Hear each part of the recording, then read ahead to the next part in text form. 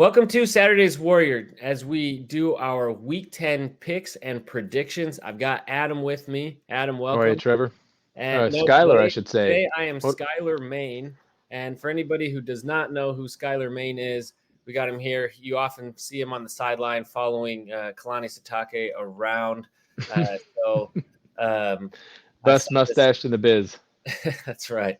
And I got long sleeves. So I didn't draw on a arm tattoo, but sleeve. But nonetheless, I am Skylar Main. This was a Halloween costume idea. We are now recording on Thursday morning, so Halloween has come and gone. But I had this all set up. Gotta own it. So I'm rocking with it. I've still got the Halloween spirit, and as such, I want to start off with a couple controversial questions as we get going, Adam. What is your most controversial Halloween candy take? Ooh, my most controversial Halloween candy take. Candy. I've got two. All candy loses its appeal after the third. Call me an old man, but man, I down three candies and I'm tapped out. I used to be, I could go 100, but yeah, I'm getting old, so that's Moderation. never a popular take.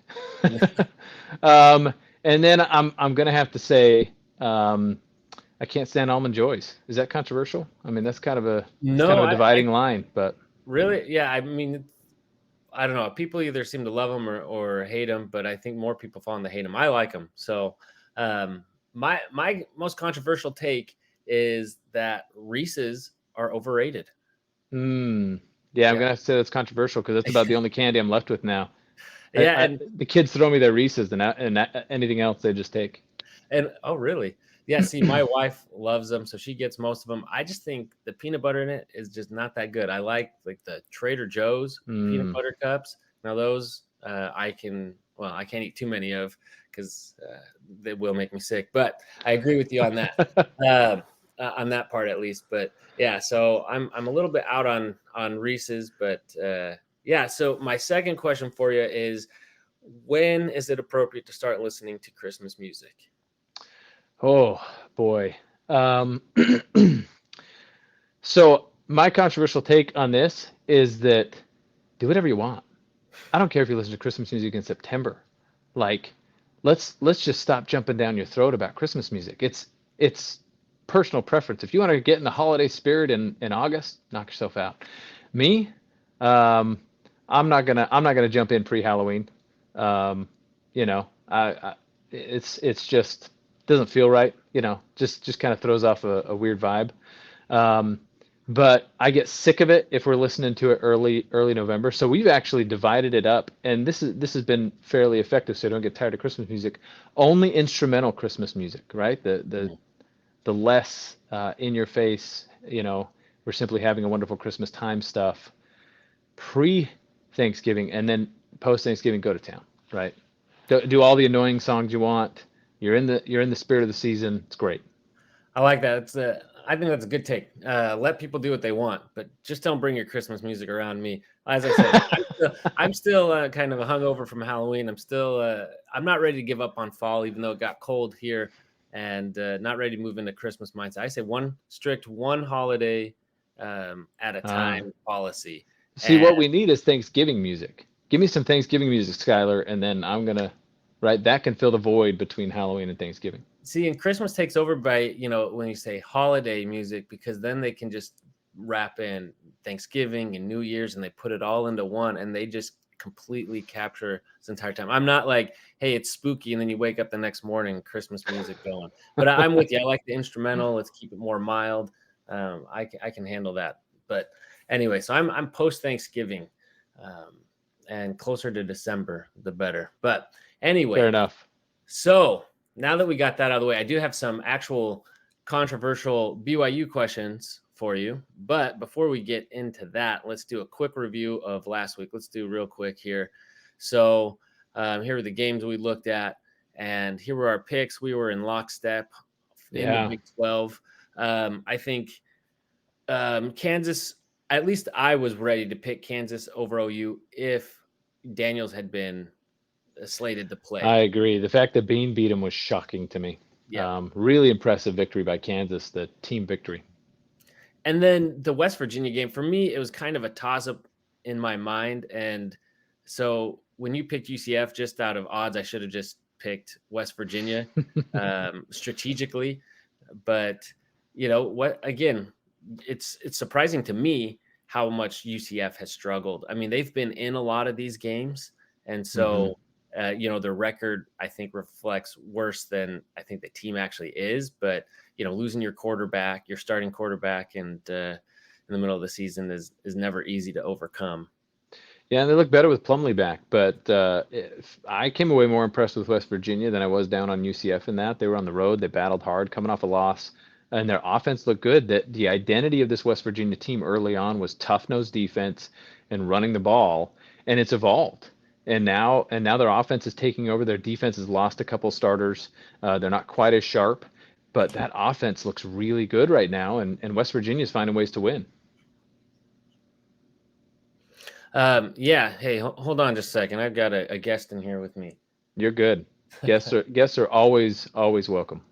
Um, yeah. So the rest of the games when I look at these, could you make more noise? Oh, go on. Yeah. So the rest of these when I look at them is they went pretty much as planned as people I think predicted there in the SEC, or sorry, in the SEC, in the out of the top 25 games, um, we had some, I think some good matchups, but not too many major surprises. You outpicked me there once again. I thought I was gonna outsmart people with the Colorado pick. Yeah, I was surprised they lost in the way they did. I expected a little bit more fight, but this was my concern early on from the Oregon game on. I thought Colorado would be better than this. Excuse me, but the Oregon game I feel like showed some immaturity. It showed that they really were kind of about the flash instead of the meat and potatoes football playing, and that's proved to be the case so far. I think the question will be long-term success for Dion. I think he's a great coach. I think he'll have him back next year, and they'll beef up that offensive line like they need to, and they'll fix some things. To me, the turnaround is no less remarkable what he's done with Colorado, who couldn't win a game the past couple of years, but it's a rebuild, and it's going to take some time. And UCLA looked good at home. I think they're hitting their stride. Yeah, what I had seen from UCLA to this point was not that impressive, and I thought Colorado had a chance to come out and shock them. And like you said, early on I started thinking, because I thought they were going to be all flash going into the season. Then early on I started questioning, thinking maybe there's more to this team than I thought, and I think they've proven that there's not. So, and Louisville, surprised me there. I thought Duke would be the better team. Louisville's got a real shot in the conference now. Yeah. Yeah, I was shocked by that too. Louisville looked really good in that game. It wasn't just that they won; it's how they won. That's a good football team. Yeah, yeah. Uh, and it seems that they were not sad to see Satterfield go. Hmm. So we'll see what happens there in Cincy. Okay. So, actually, let's. I was trying to. I was burying the lead here. So you pull away just a little bit farther. I thought I could at least split with you this last week. So Well, we got 3 weeks left, so it's that going to get wild. that gap is just getting wider. But all right. So let's move on to the games this week. Well, actually, real quick. So we had BYU Texas. I don't know if there's a whole lot to parse from this. I think the truth is at this point, BYU is who they are. There's not a whole lot of surprises there. And I think we knew going against this team that, to really get our offense going, we needed to get our run game going. And this was not the defensive front to do it against. And our defense, I feel like, did enough to win this game, to keep us in the game. And the offense just couldn't do their part. Yeah, and honestly, I came away from this game pretty happy as a BYU fan. Obviously, tough to watch your offense struggle like that. They could have put more points on the board, but they were willing to go for it on fourth down in Texas territory, which I think was the right call. You're there to win. You're not there to kick field goals. And And I liked overall how we played against an elite team. That defense was really impressive, really only surrendering 14 points until you just get winded at the end of the game. They tack on a couple extra points. You don't count the special team score. So the defense was really impressive against even a backup quarterback. That is a very, very good offense. And you compare that to the TCU game against a backup quarterback who hasn't proven to be an amazing quarterback as time goes on. He just threw it like crazy against us. So we took steps forward, and was really impressed with how the defense played. The offense, like you said, the offense is the offense this year. I'm not big on making a change at quarterback. I still think Slovis is the guy there. We got to protect him. We're really struggling on the offensive front, and I think that's where you got to look at some changes. It feels like we have the right players there. We have talented players. They've been successful in the past. And they're not putting it together this late in the season. That's a big concern for me going in. Not only through the rest of this year, can we get bowl eligible, but what happens next year, and can we build on this? Because it feels like the other skill players are there. Darius Lassiter, my goodness, is it going to be every game where he makes a highlight reel catch? Aiden Robbins is running mean. It's fun to see him healthy. When he has a hole there, he looks good. He looks the part. So I'm not totally down on this team playing at the number 7 team in the country, and a team like Texas. I'm okay with 35-6 with a couple garbage time touchdowns and a punt return. That's not a bad game for us, and I hope it builds moving forward. We'll see how we do against West Virginia, because we got some similar challenges against them. Yeah, I think that's all well said. The score shows that it was more of a beatdown than I think a lot of the game really was. And so, but still, the frustration with the offense not really being able to figure it out. And you already answered one of my BYU controversial questions, which was what's your take on, keeping starting Slovis. And I agree with you on there. I don't think it's time to pull him. I don't think it's all on him. It's been a lot of people. So I guess I'll take that a step further. So at what point, if he's not performing, at what point do you consider putting Retzlaff in instead? Yeah, I think you'd have to see circumstances where Slovis has time, and looking back at the film, he's got an open receiver and he misses him and he throws into traffic instead and throws a pick. Those kind of circumstances where really he has time, he should have made the throw and he can't do it. To me, that's when you make a change in quarterback. I'm as curious as anyone else to see if Retzlaff is the real deal. He's coming out of JUCO as this super highly rated quarterback, seems to be super accurate. I mean, I'm very intrigued by Retzlaff. And since our offense can't get moving with Slovis, I get the argument. We're like, well, just throw in Retzlaff. Let's see what he can do. I want to see him play. I really do. But at the end of the day, I see Slovis as a good quarterback. He's pressured. He has no run game to support him. There's times where our receivers can't get separation. So I just don't feel like it's on Slovis. And I'm positive if you throw Retzlaff in there, you're going to get similar results. And so I understand the argument to just say, well, we can't score anyway. Why not just throw Retzlaff in there? But I'm not ready yet. I still feel like Slovis gives us the best chance to win. And if we find that upset in the next 4 games, it's going to be from a gritty, drawn out game where we steal one on a field goal in the closing seconds or something like that. And to me, I want that ball in the hands of my senior. I don't want to throw in a guy who hasn't played D1 football yet.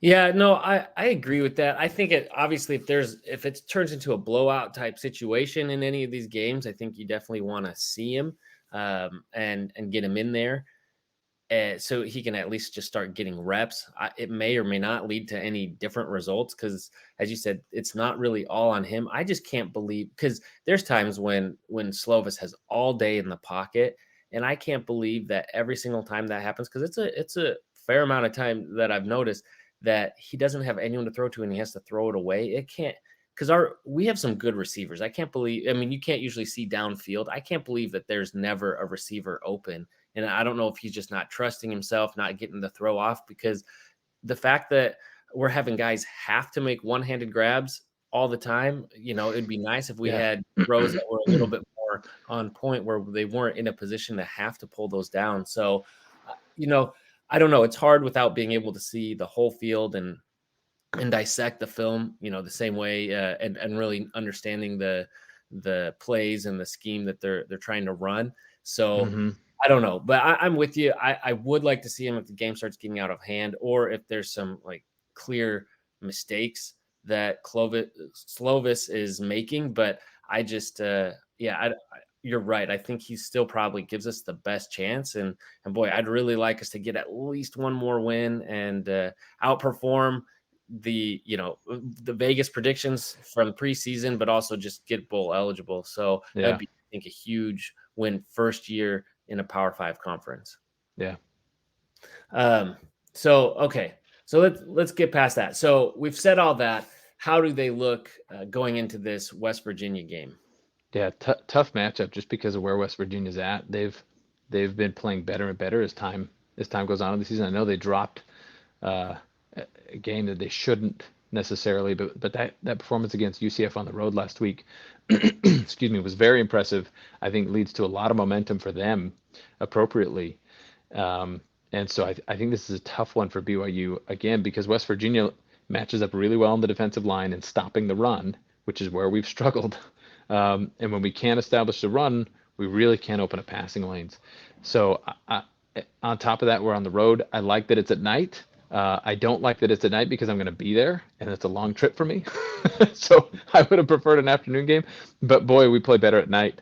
I've heard some of the Big 12 podcasters kind of poke fun at that and on their power rankings call it BYU day versus BYU night because we're just two totally different teams.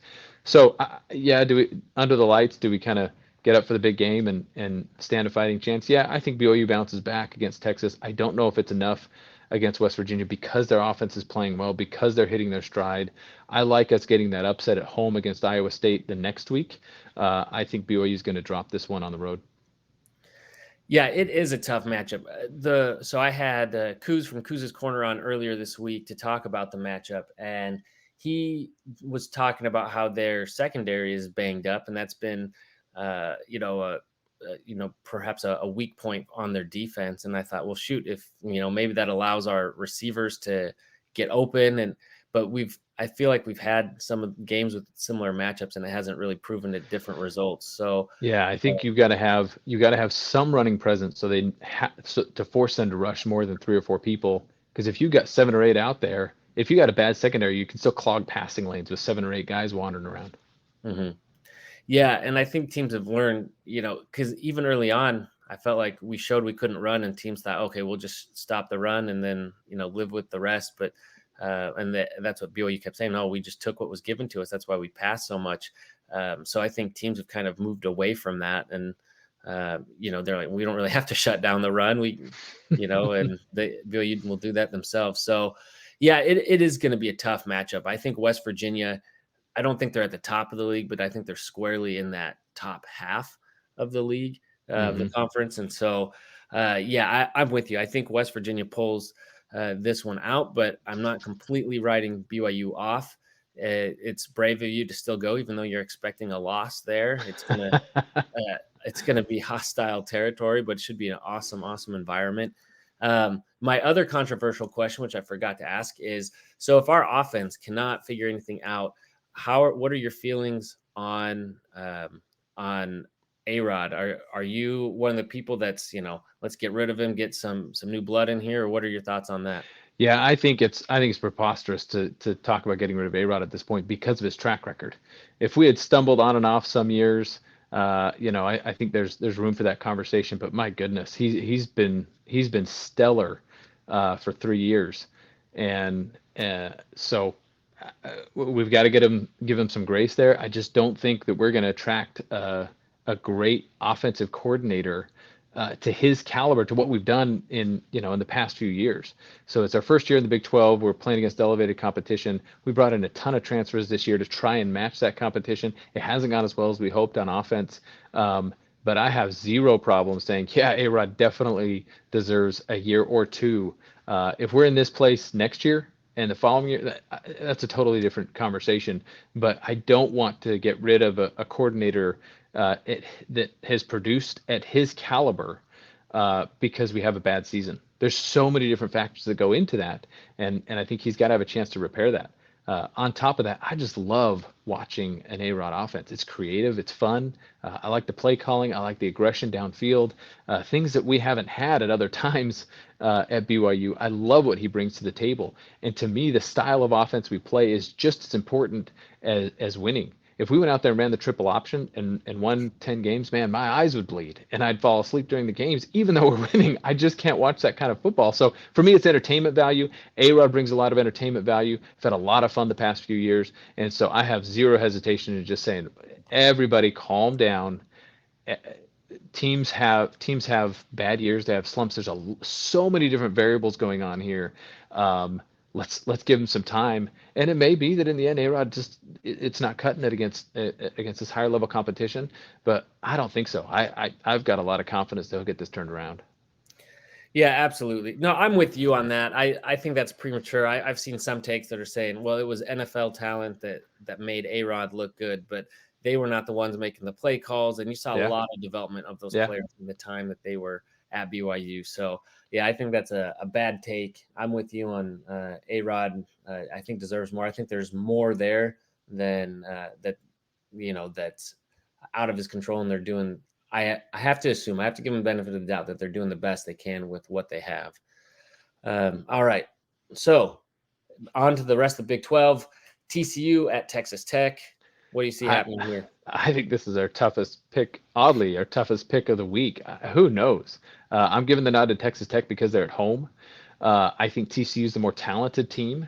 It depends which quarterback is playing. For both these teams, they're banged up playing backup quarterbacks. Texas Tech looked really bad against us, and so it's hard to pick them. I want to go with TCU, but I've been burned so many times by home teams playing spirited football. This is an in-state rivalry, so I'm going to go with Texas Tech. Okay, yeah, you made the case for TCU, and that's why I'm taking them. So, maybe I think someone on TCU's team gets spit on, and they just start playing lights out, and a la Tyler Batty, and Texas Tech doesn't stand a chance after that. So. It'll be their undoing. So this is the game. I know we've got another big game this weekend, which we'll talk about next. But this, for me, is the one to keep our eyes on in the Big 12. Yeah. This is again a tough call to make because how good or how bad is Malik Murphy? Did we make him look bad? Is he is he going to struggle? He had some bad throws. He had some bad decisions. The strip sack, he wasn't, not taking care of the ball. So a lot of that was the nature of our defense wreaking havoc. But Kansas State has hit their stride, and they are looking really good. They've got things figured out on offense now after their struggle in Oklahoma State. Because of that, they're battle scarred. They've lost a couple close ones. I'm going with Kansas State in the upset in this, because of the poor quarterback play for Texas. If they had Quinn Ewers, it'd be a totally different question. Or if Murphy looked great against us, to me it'd be a different question. But that offense requires a really good captain of that ship, and based on their performance against BYU, I don't know if they have it. Yeah, and Murphy's not, I think, a terrible quarterback. It's just correct. He's thrown in his first game. I think he's a redshirt freshman, so he'll be great. I think he'll be very good. He's got one game under his belt, so it's possible that he comes out with more confidence. But this is a much bigger game with much more at stake. And like you said, Kansas State is just hitting their stride right now. They just figured something out, and it is amazing. I said this last week. I wish BYU had something like that where you can make one change, and like this, or like Oklahoma State, where something change and then all of a sudden it all falls together. And I kept expecting that early in the season. It never happened. So I think, I think the Wildcats win this one. You really got to, it's unfortunate for Texas that, that injuries happen, but when it happened when it did. And it's, and I think that, Kansas State is really poised to make some noise in the conference, which brings us to this next matchup, because we got a very similar dynamic here. For a while, it looked like a lock that we're going to have both Texas and OU in the conference championship.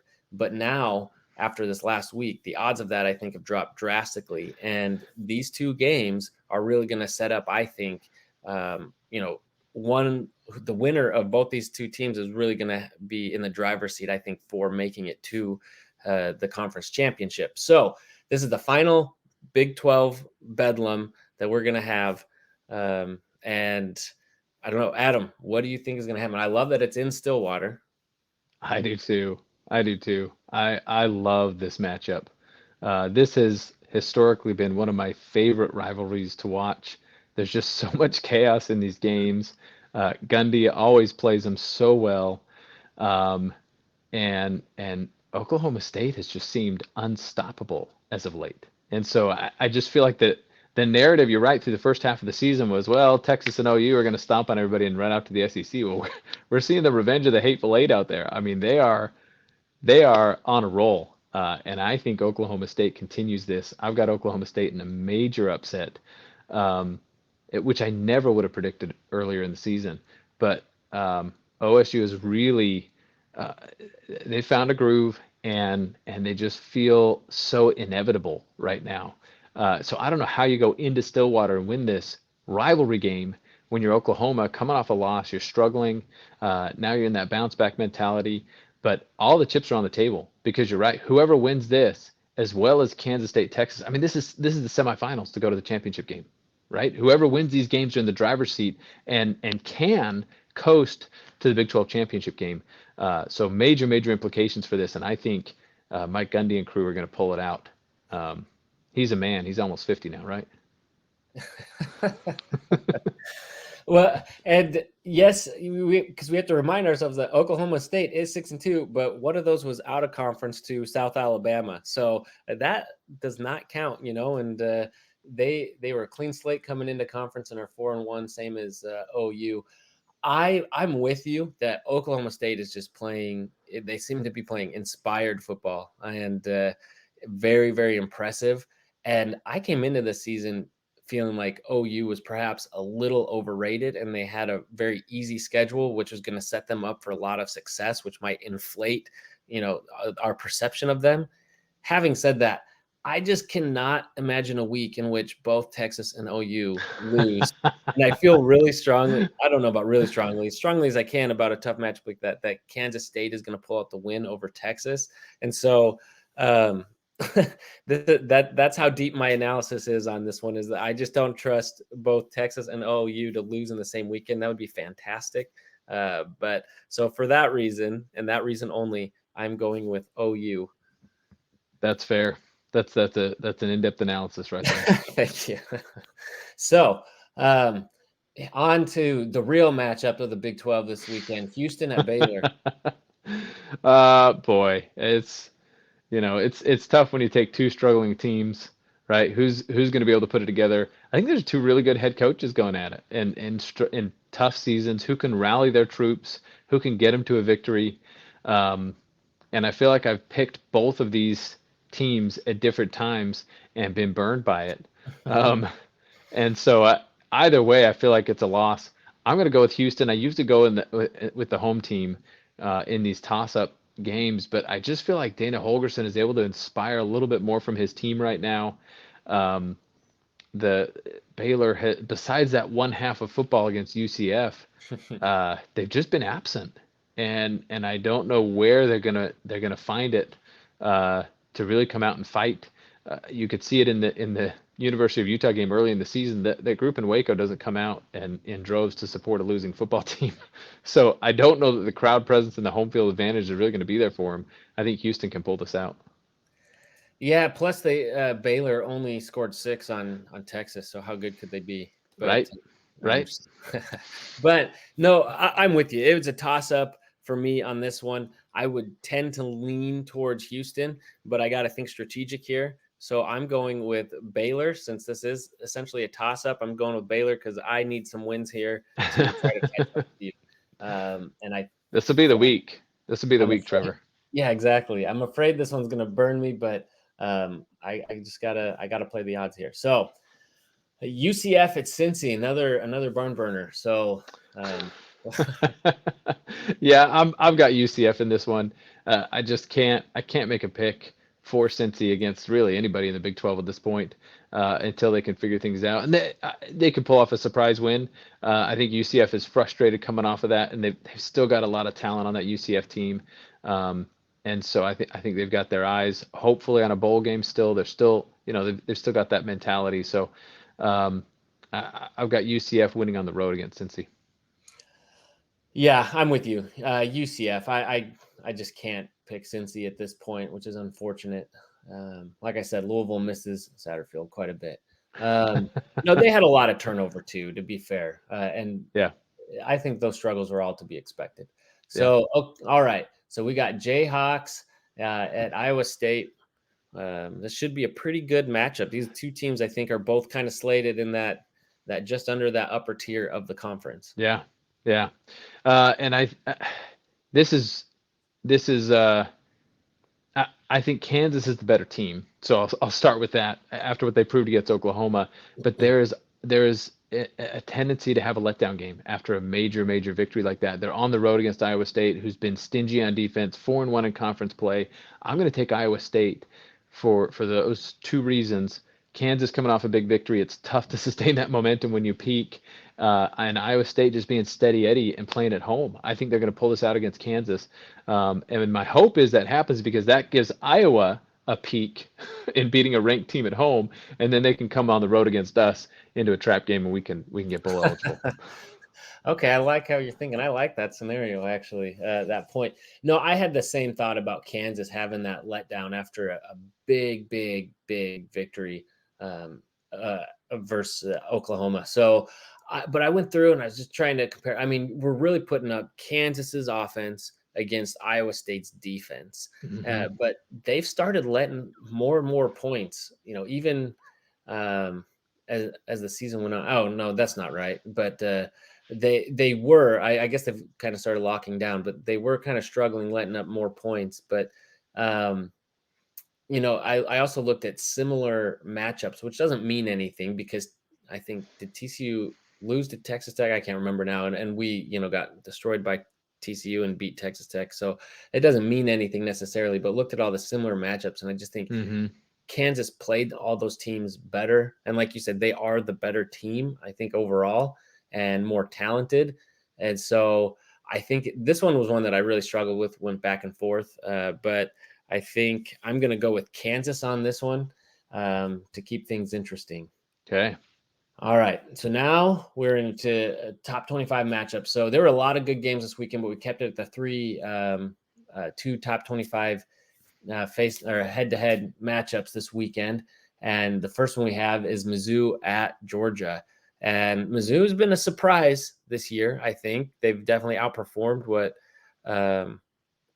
people were expecting. And Georgia took a little bit to get going and get its stride, but it really seems like they're rolling now. So what do you think? Yeah, I mean this speaking of inevitable, that's the feeling with Georgia against any of the SEC teams this year. And I don't see them getting challenged. I like that Mizzou is a bounce back team this year and they look the part. I hope they continue to grow. It's fun to see that program do well in the SEC. But not at Georgia and not this year. So I've got Georgia in this one simply because I don't see Mizzou coming in with enough firepower to snag one on the road. Yeah, Mizzou's a good team. They're a very good team, but Georgia's just a really, really good team. And so I think you're right on all that. I think this is just probably too much, but still going to be an impressive season for the Tigers.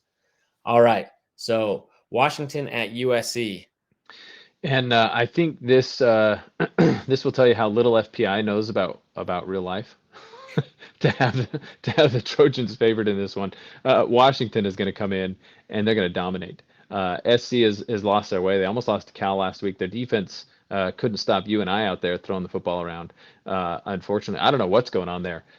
Lincoln Riley's a phenomenal coach. I really like his brand of football. I really like watching his teams. I always have, and I like watching USC, but they can't stop anybody, let alone Michael Penix Jr., who's going to go in there and throw for 1,000 yards on these guys. Washington's going to come away with a major victory, and SC is going to be scratching their heads saying, where do we go from here? Yeah, Washington's had a couple weeks where it looks like they've struggled against inferior competition, but we have to remember that USC struggled too. As you said, their defense, I mean, Utah dropped 34 on them, and Utah can't score at all. and then to make Cal, make that a contested game, where it came down to the wire. That's just, yeah. And also early in the season, I felt UW was, consistently ranked kind of in around the 15 range. And I was like, I feel like they're better than that. Look what they're doing. But all these other teams, just because they started ranked higher than Washington and stayed there, regardless of what Washington was doing on the field, and they finally, showed everybody. And I think really Washington and Oregon are cut above everybody else in the conference, as deep as the conference is. So yeah, I think Washington has this one, and Caleb Williams can cry about it. But I don't know if you saw that at the end of that Utah game, and he just sits there pouting on the side. I don't know. Anyway, so LSU at Alabama for our final pick this week. What do you think? Yeah, I love this game. This is always a fun one, and a tough one to pick. I'm going with Alabama because I have picked against them all year long, and watch LSU's going to come be the one that snags the victory against them. I really felt like Alabama was going to lose some of these games, but every time I pick against them, they come away with a victory. This one's in Tuscaloosa. I like Chip Kelly as a coach. I think he's building a good program there at LSU. I think they're a year or two away from CFP contention and really pushing for a national title. I don't think Daniels is quite the elite quarterback that they need to get there. And so I'm going to go with Alabama in this one. I would love to see an LSU upset, but I've been burned too many times picking against Nick Saban. Yeah, I was wondering if you'd come around on that. So, no, I'm also picking Alabama.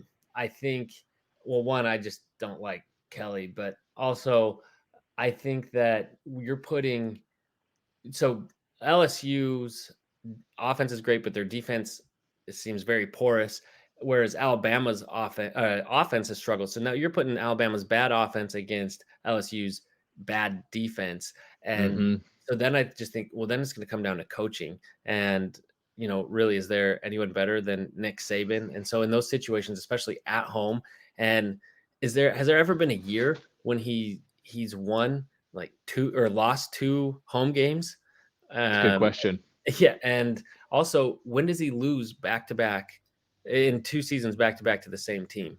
And so very rarely. He is so good at revenge games, and it's tough. It is tough to get him 2 times in a row. So I just don't see it for LSU. I don't think it's their year. And can I just point out how confusing it is with Jaden Daniels and Jalen Daniels? I totally agree. They're both quarterbacks, and every time I'm saying one of their names, I'm like, I'm gonna just say the wrong name, and I'll just stick with Daniels, and hopefully, I don't mess it up. Both good quarterbacks. Yep, both good quarterbacks. But yeah, they're both good and exciting, and they're both kind of slight. They're both kind of leaner guys out there, and so I feel like anyway, but mostly just the fact that their names are so similar. So anyway, so those are. We got all our picks in. Fortunately, we got a little more variety this week, so I have a chance to make up some ground or to really lose this thing. So I feel like it's coming.